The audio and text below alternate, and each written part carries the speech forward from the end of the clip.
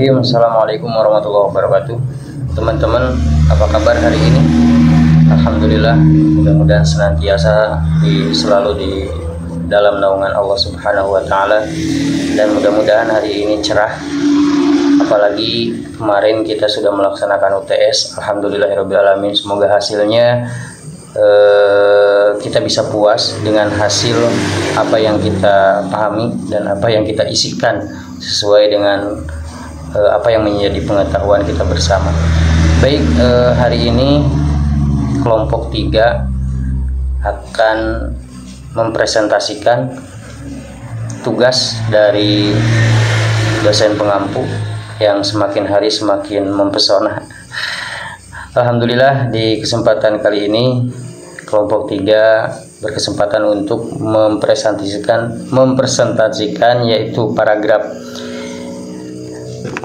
Yang pertama adalah apa itu paragraf? Paragraf bisa dibilang alinea adalah suatu gagasan yang berbentuk serangkaian kalimat yang saling berkaitan satu sama lain. Kegunaan dari paragraf adalah untuk menjadi penanda dimulainya topik baru dan memisahkan gagasan-gagasan utama yang berbeda. Adapun penggunaan paragraf untuk memudahkan pembaca untuk memahami bacaan secara menyeluruh. Panjang dari satu paragraf adalah beberapa kalimat. Jumlah kalimat dalam paragraf ditentukan oleh cara pengembangan dan ketuntasan uraian gagasan yang disampaikan. Jumlah kalimat di dalam paragraf dapat menentukan kualitas dari bacaan itu sendiri. Paragraf tersusun dari gagasan utama yang terletak dalam kalimat topik.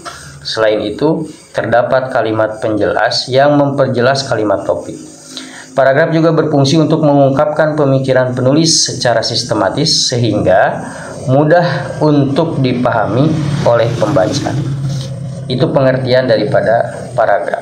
Adapun bagian, tujuan, fungsi paragraf itu sendiri maka akan dijelaskan oleh teman saya yang selanjutnya.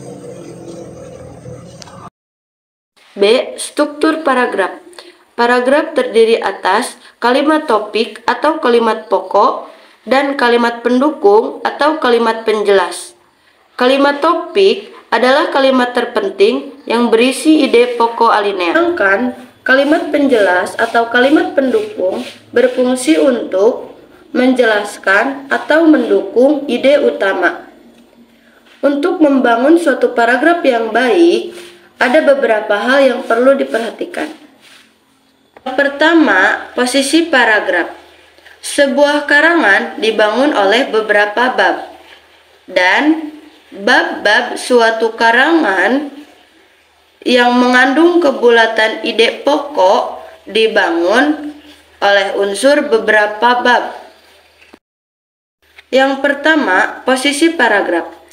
Sebuah karangan dibangun oleh beberapa bab, dan bab-bab yang mengandung kebulatan ide pokok dibangun oleh beberapa anak bab. Anak bab dibangun oleh beberapa paragraf.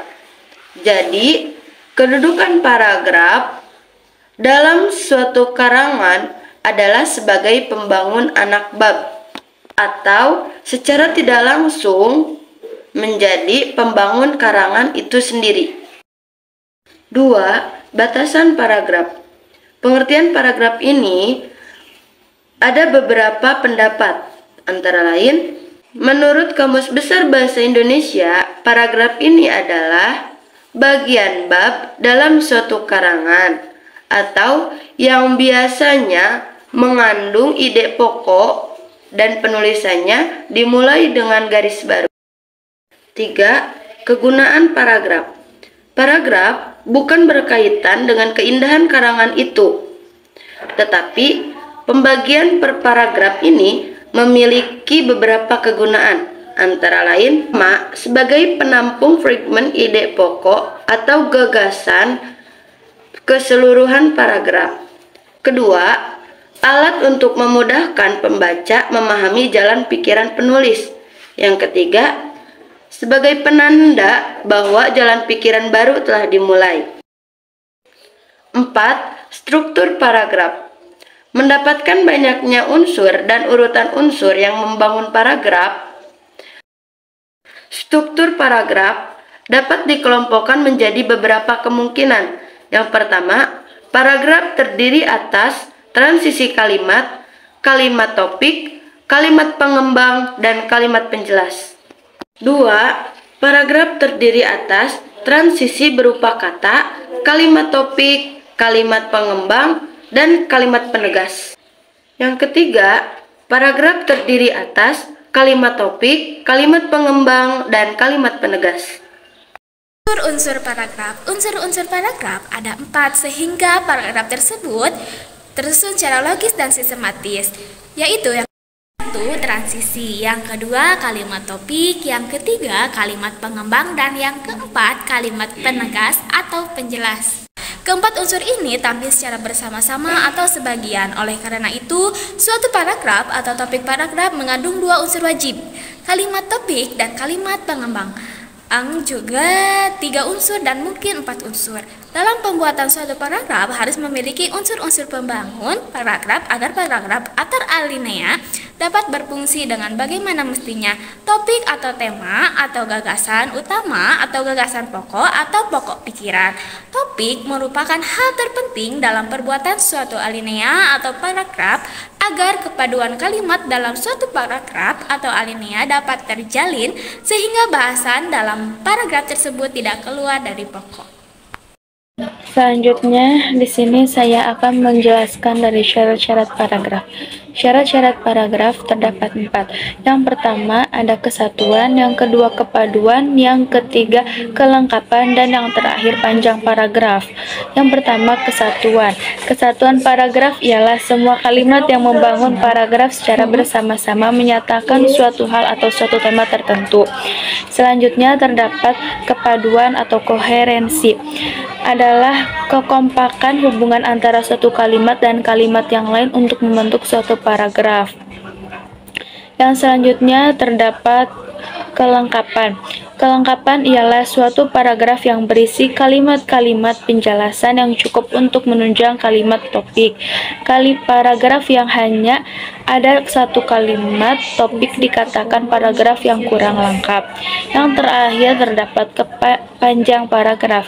Panjang paragraf dalam sebagai tulisan tidak sama, bergantung pada beberapa jauh atau dalamnya suatu bahasa dan tingkat pembaca yang menjadi sasaran.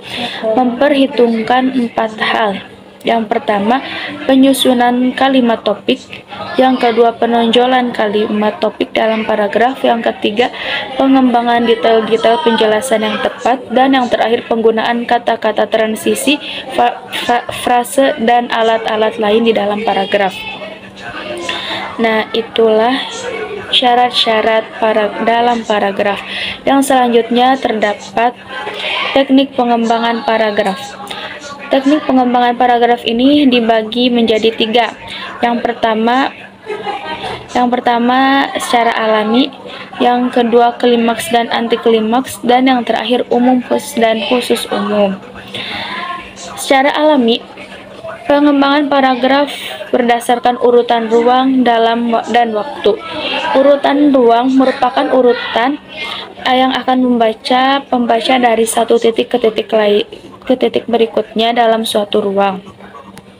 Urutan waktu adalah urutan yang menggambarkan urutan terjadinya peristiwa, perbuatan, atau tindakan.